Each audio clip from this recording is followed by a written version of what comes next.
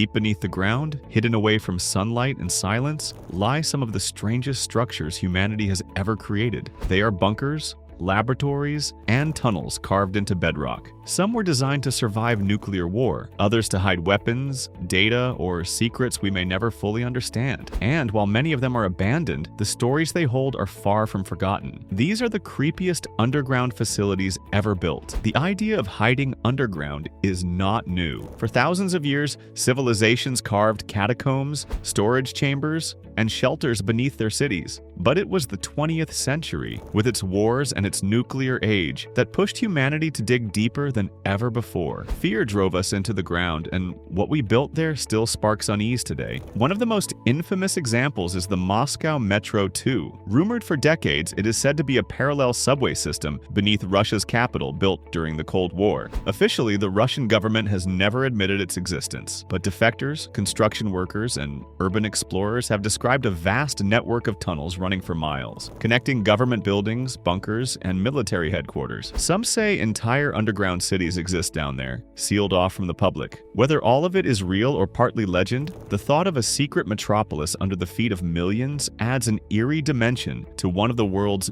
busiest capitals. Then there is the Cheyenne Mountain complex in Colorado, a facility that feels like it belongs in a science fiction film. Built during the Cold War, it is buried under 2,000 feet of granite, designed to withstand a direct nuclear strike. Behind massive blast doors, teams once monitored for Soviet missile launches. To enter is to walk into a world of reinforced tunnels, dormitories, command centers, and power systems cut off from the outside world. Today, it still operates, though much of its role has shifted. But just the image of humanity hiding inside a mountain, waiting for the world above to burn, makes it one of the most unsettling underground creations ever made. In Sweden, another hidden world exists. Known as the Muskö Naval Base, it is carved directly into solid rock beneath an island near Stockholm. 3 massive docks, large enough for warships, sit inside caverns lit by fluorescent lights. The base is connected to the mainland by a 20-kilometer tunnel, one of the longest undersea roadways in the world. For decades, it was top secret, concealed from public knowledge. Even today, much of what happens inside remains classified. Standing inside those rock-hewn halls with the sea pressing down overhead, one can't help but feel the weight of isolation and secrecy. Some facilities, however, are even stranger. In North Carolina, the United States once built a massive underground hospital designed to care for government leaders in the event of nuclear war. Beds were lined in endless rows underground. Medical equipment was stored in sealed chambers. Doctors and nurses were secretly trained to operate in complete lockdown. The hospital was never used, but it stands as a reminder of just how close the Cold War came to assuming the worst. Perhaps the eeriest of all are the abandoned projects, the places dug at enormous cost,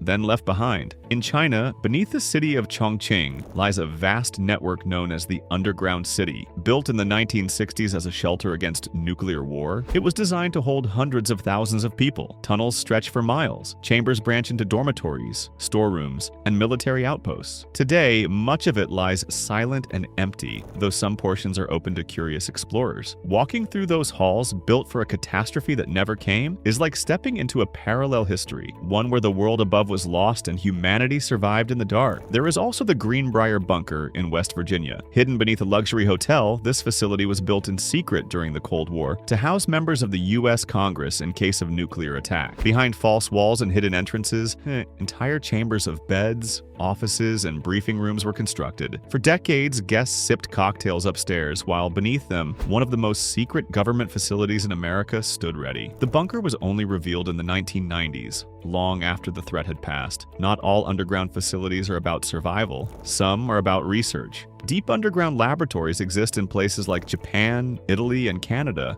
built beneath mountains to block out cosmic rays. Scientists use them to study particles invisible to the human eye, experiments that may help unlock the secrets of the universe. But to stand inside those caverns, surrounded by concrete and silence, is to feel like you are part of something beyond human scale. Yet the creepiest details often come not from the science, but from the rumors. In Germany during World War II, the Nazis constructed underground factories like Mittelwerk, where V-2 rockets were assembled by forced laborers under brutal conditions. Thousands died in the tunnels. Today, parts of the site remain as museums, but others are left to crumble. The damp walls still carry the memory of suffering, making them among the most haunted places underground. Even in the modern day, secrecy remains. Data centers, government archives, and communication hubs are increasingly being buried underground, away from prying eyes and potential attacks. Some say the most sensitive information in the world is stored not in towers but in caverns, sealed behind reinforced doors. We may never know the full extent of what lies beneath our feet. What unites all of these places is the feeling they inspire. Whether active or abandoned, military or scientific, they remind us that humanity has always feared what might come from above: war,